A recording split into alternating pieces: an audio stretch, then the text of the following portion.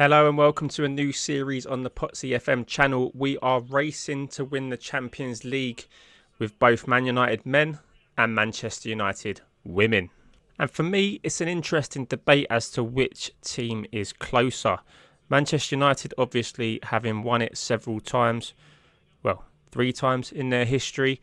And Manchester United women who are playing in it this year for the first ever time. But they do have that advantage over the men in that obviously the men have no European football in season 1.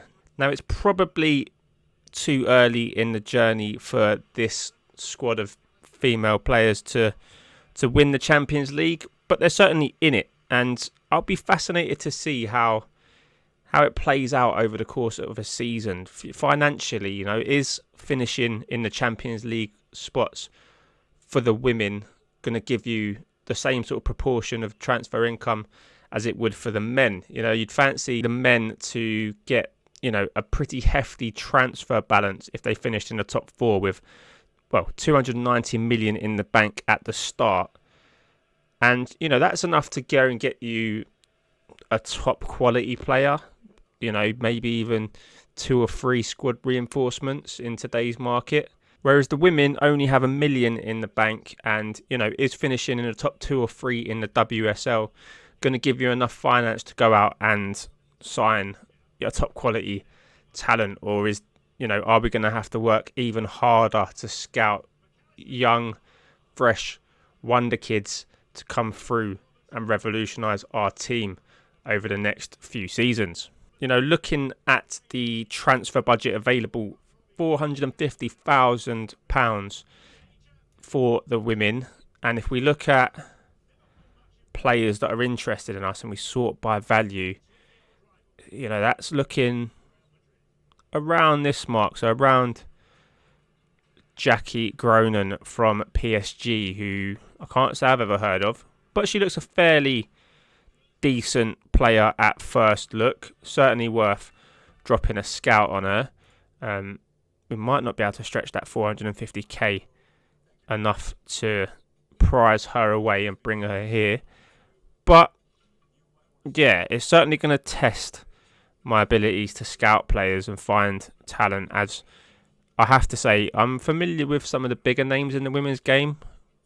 Esme Morgan I've definitely heard of. But yeah, some of the players in and around, certainly what we can afford, are all going to be pretty new to me, if I'm being honest. I was saying that Beth England for Spurs, I've definitely heard of her. And yeah, whereas the men have a starting transfer budget of 13 million, and I'm going to have to scroll down quite far into the doldrums of the transfer database to find someone we can afford in that range. I'm still scrolling. We're going down to sort of championship level players and real unknown youngsters. Here we go. Mauro Icardi. BSEC. That's not a bad shout, but yeah, certainly more familiar with some of these names. Pelistri we could bring back to Old Trafford. Can't see that happening. But of course, with the clauses in the, Wan-Bissaka, there's 5 million that we could get from that clause, 27 for the Garnacho. If we just look at what we can bring in, there's some money for Anthony we could bring in, another 12.5 million, some for Dan. So we can stretch this budget quite heavily. And if we look at the women's team, they don't have any clauses to sell, so that 450k is going to be all that we have. I'm going to go and sell the clauses for the men's team, because Lord knows we need more than 13 million to get that squad challenging for the Champions League. And we'll see where we lie in a day. And one day in, and I'll be honest, it's already getting confusing as to which team I'm on. I'm going to have to pay extra attention to the manager names. And, just to make things easy for myself, one's called Potsy FM, the other one's called FM Potsy. So I can definitely see at some point I'm going to be searching through things and I'll be in completely the wrong squad. But we have moved on a day. We are with the men's team, and if we look at our transfer budget now, we've sold the clauses. a whopping 67 million. That enables us to set our sights a little bit higher. A little bit higher. Now that's obviously subject to me selling some players and trying to get rid of some dead wood. But I'm immediately looking at someone like Adam Wharton and thinking, he's a player that I'd like in a Manchester United shirt, both in real life and in this race to the Champions League. And I mentioned dead wood, and there's certainly some players in and around this squad that, yeah, we could definitely do with getting rid of. Someone like Casemiro. Now, he's been a great player amongst his career, but that 300 grand a week is something I desperately want to get rid of off my wage bill. I can't see anybody paying money for him and paying his wage. I would like to keep Ahmad and Mason Mount at the club, but they're both wanted, as is Diogo Dalot. Now, Saudi, I'm not averse to selling Dalot because we have Mazraoui. Ahmad can play right wing back. I am going to try and play similar to real life. Where are we? Match day tactics. The kind of 3-4-3 / 3. Yeah, it's a 4-3. It's a 3-4-3. So I'm going to try and keep it that. I'm going to obviously adapt some of these player roles to go with the players that we've got. I've kind of done it so that we're going to go a bit more narrow. I'll probably push the wing backs on a little bit further, maybe even just on one side. Maybe if we do it on the right hand side, if Ahmad's playing, and we can tuck the right winger, that will probably be Mbeumo inside. But yeah, I'll experiment with the player roles. We'll get a better idea of what we're going to do with this team. And for the girls or the women, I'm going to be playing more of a 4-2-3-1. In necessarily both tactics, it's more of a 4-2-3-1 here. Again, I might experiment with dropping some players back, moving some people forward. I need to really grasp the squad we've got. If we go into the squad screen, obviously Ella Toone is our star girl. She's someone that we're going to build around at 25 years old. Certainly a high-end talent in the squad. Elizabeth Turland, I know she's got quite a few goals for United in real life, 17 finishing. We'll be relying on her, I'm sure. Maya Letitia is another name I'm really familiar with. I've watched a bit of women's football, but I can't say that, I'd be able to name the complete starting 11. But hopefully, after a few seasons of this and watching some games when they're on telly, I'll be able to pick some of it up. Melvin Mallard, wanted by Barcelona, so she can't be too bad.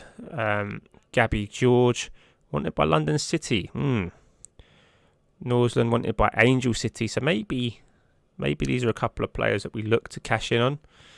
But yeah, we're going to have to pay some close attention to some of the pre-season friendlies with the girls, I think, and see what areas of the squad we really need to improve on. If I do a quick pick, interestingly, Miyazawa here does not go into our starting 11, and that surprises me as a DM.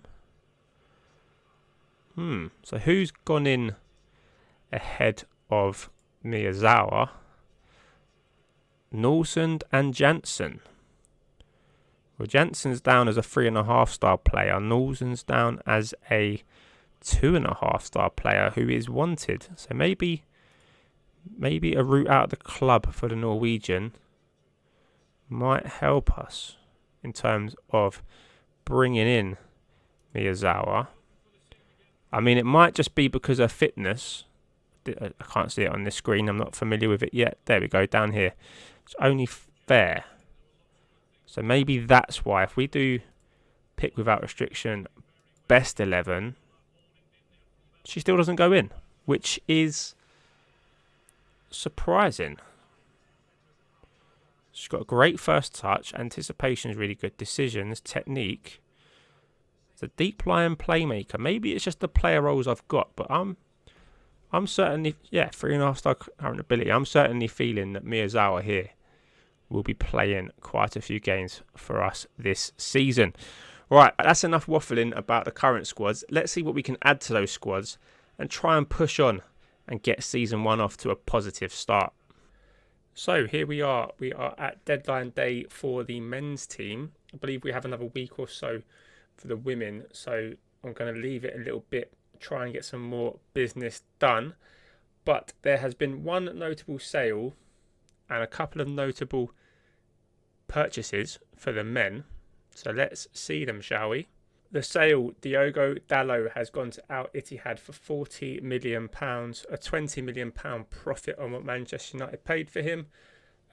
He's a decent option, but just pure and simple, he was the only player we could really cash in on.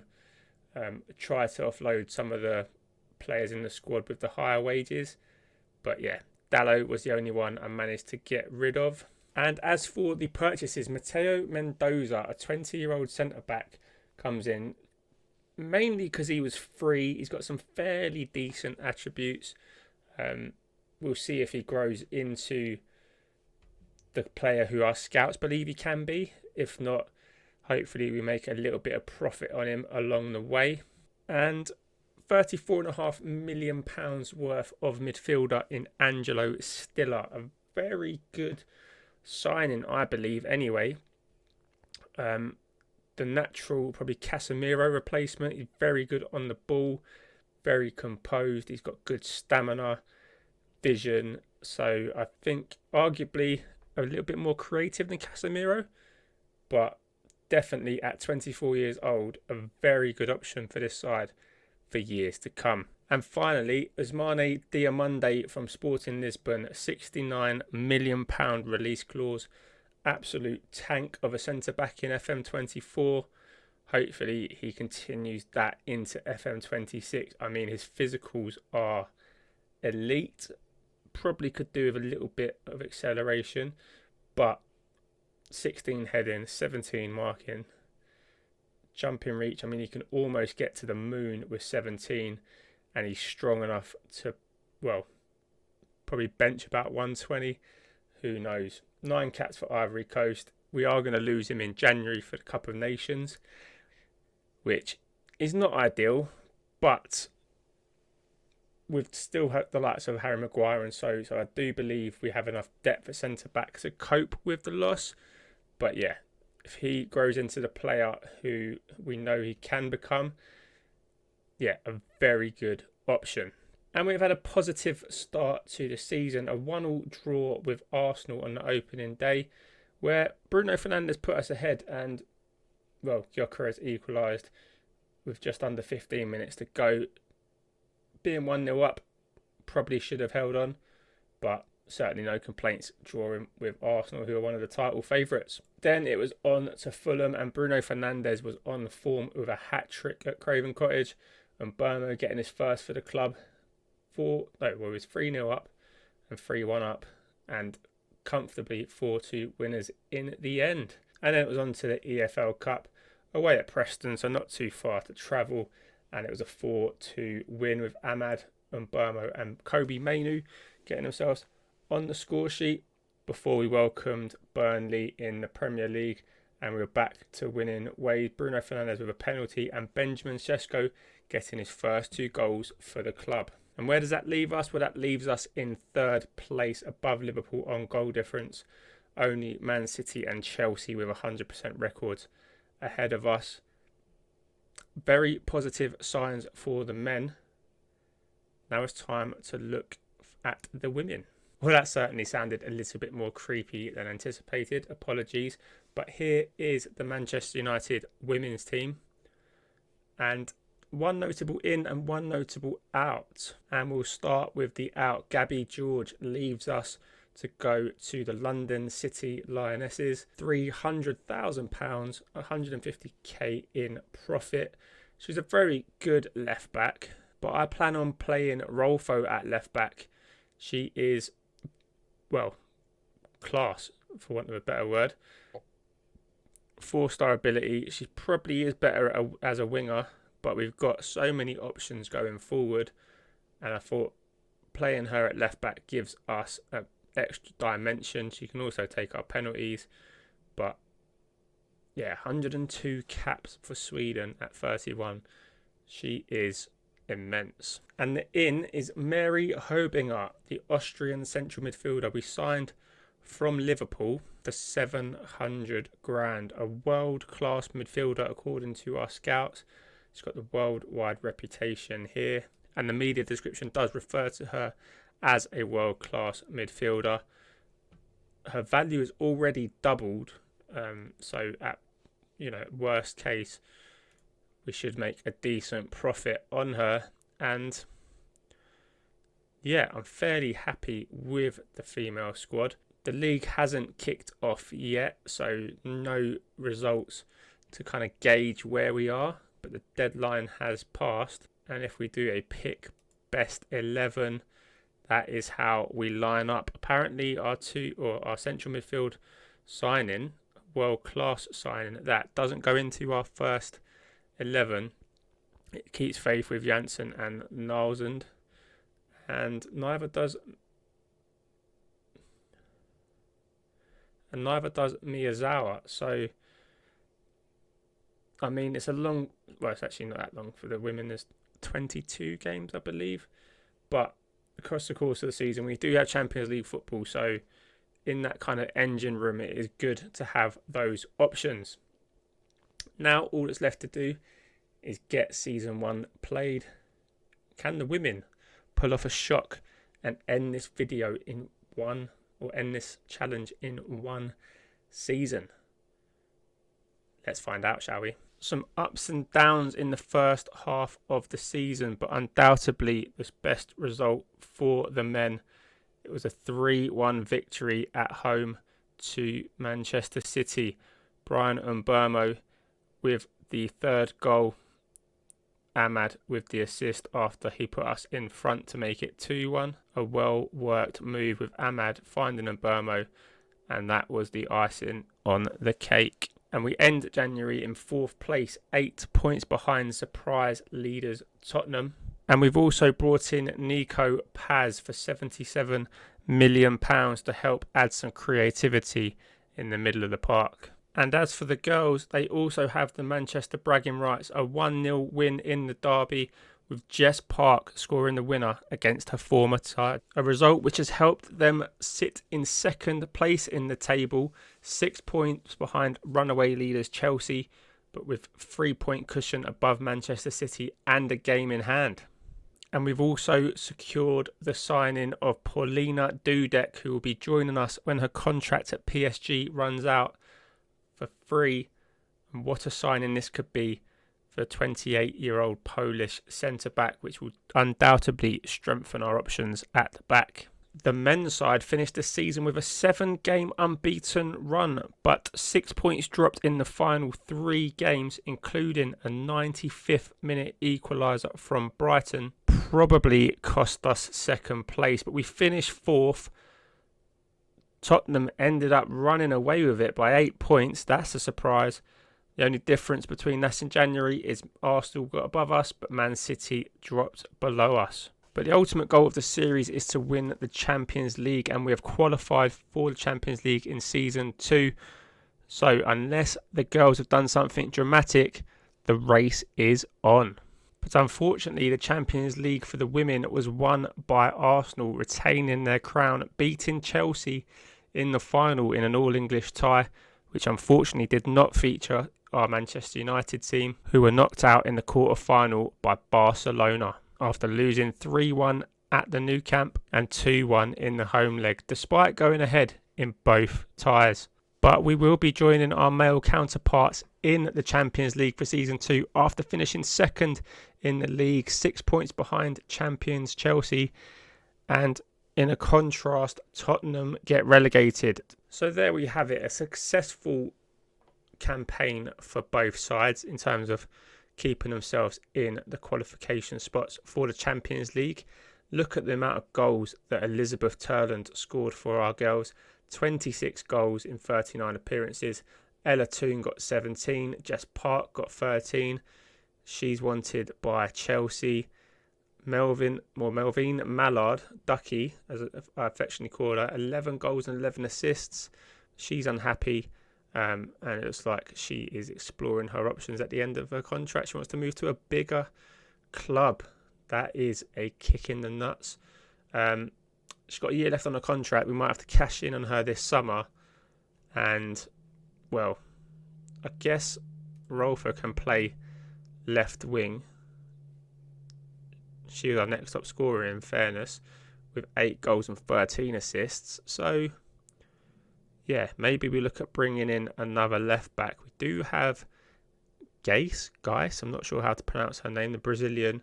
She can play on the left wing, although she favours the right-hand side. She missed the first part of the season where she was on loan, but she's back now. She's come in, done an okay job in the games that she's played. Maybe she's another person we look to cash in on. Our signing Herbinger, well, she wants to leave because she hasn't played enough. Maybe we lock her in for season 2. Has she progressed? Well, she has progressed a little bit in some of the mental attributes, and she's got a little bit better at her long throws. Not sure why I was training her on that. How did we get on in some of the other competitions? Well, the FA Cup final is yet to be played. That will be Chelsea versus Manchester City. So there's no silverware for us in this season. We didn't even get to the quarterfinals. 5th round, a 1-0 defeat to Manchester City. So they get their revenge on us for the league defeat. It won't let me click on it. So I might have to go to our schedule to see who done us there. It would be Poetic Justice, I guess. They thumped us 6-1 in the league.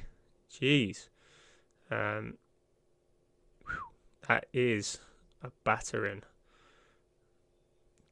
Clinton getting a goal against her former club. I guess that is justice for when Jess Park scored the winner. Yeah. How about that quarter final though? Was it Clinton that got the winner there? Here we go.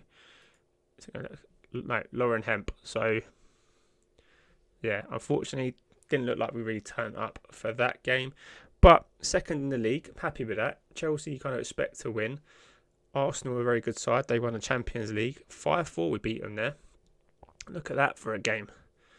Ducky getting herself off the mark. Ella Toon getting a couple. I really don't like this. I wish there was a bit more clear, a bit of separation from who scored versus who assisted. But there we go. Look at that, 16 to 20 shots. We actually played really well. 5-4. What a game that would have been. 4-1 up at one point over a team that went on to win the Champions League. So yeah, you'd probably say that we would have been looking around finishing 3rd or 4th. So to finish 2nd, more than happy with that. But let's see how the guys got on.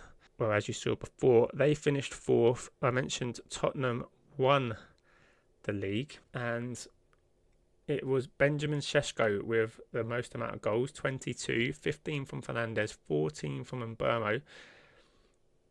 Only 5 from Cunha, but he didn't start that many games. A little bit disappointing. Angelo Stiller played 32 starts, so at least that signing worked out for us. Nico Paz coming in, definitely the long-term successor for Fernandes. I thought you can say he's wanted. Brian Mbeumo's wanted by Chelsea. Mazraoui's wanted by Al Ahly. Ugarte's wanted. That's definitely someone we're going to look to cash in on. Obviously, with no European football for the men, and knocked out in the 3rd round of the FA Cup by Liverpool and the 3rd round of the EFL Cup by Arsenal. So disappointing to finish or to get knocked out so early on in both, but no disgrace losing out to those teams. And whilst I'm happy that we finished 4th, 3 draws in the final 3 games, including a last-minute equaliser for Brighton, really dented our charge. A 2-0 away defeat to Bournemouth. I mean, this little gap here, 3-2 at home to Spurs.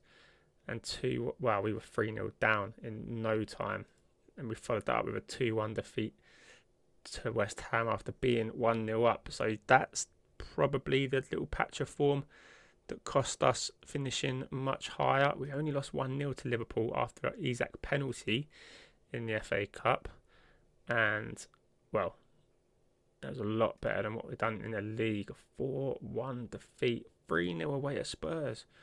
Wow, Spurs being a bit of a bogey team. Nottingham Forest 1-0. So quite patchy form. Away defeat to Wolves, followed by a 3-1 home defeat to Bournemouth. So Bournemouth done the double over us as well.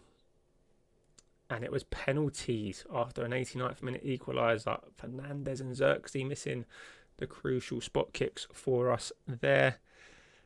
And, well, that is, I guess, a disappointing season despite finishing 4th. So, yeah, mixed feelings about that. In terms of recruitment, then, we do have £92 million to spend with 211 grand in wages available. Where do we look to improve this squad? I guess it all depends on what kind of offers we get for our players. I don't think I actually showed the tactic before, but this is the tactic I played for this season.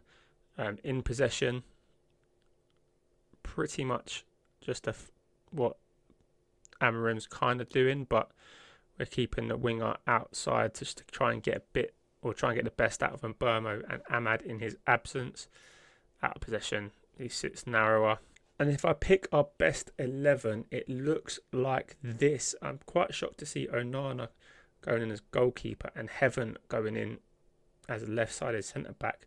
Probably just because he's left-footed, but we do have Luke Shaw that can play there. Lenny Yoro, I think, would probably be in our best 11 if I was to really pick it.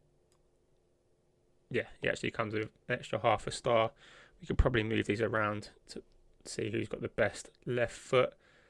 And yeah, I like Lammers in goal ahead of Onana, although only rated at 2 stars. So maybe we look to bring in a new goalkeeper. Possibly a new right back if Mazraoui is to leave. But certainly in terms of our attacking players, I'm more than happy with the options we've got. So we probably, if that is the kind of side that we look at playing as like our best 11, then yeah, maybe we look at bringing in a wing back on either side. And on to the women's team, 400k available. We do have that centre back coming in from PSG, and if we pick our best 11 there, Herbinger actually does come in now. Janssen drops back to centre back ahead of Letitia, which I'm a little bit surprised by. Yeah, who knows? But where do we look to improve in the girls' side? I don't know. I'll just have to see what's available. We obviously do have that centre-back coming in. One thing I've noticed is I think Jess Park was only showing at 2 stars there at the start of the season, so she must have improved quite a bit. According to this, just flair and pace, but I'm sure over the course of the season, there's more growth than that. Right then, time for me to go and spend some money. If you want to see how we get on over the summer with some new signings, like and subscribe to the channel. And I'll be back next week with more Manchester United racing.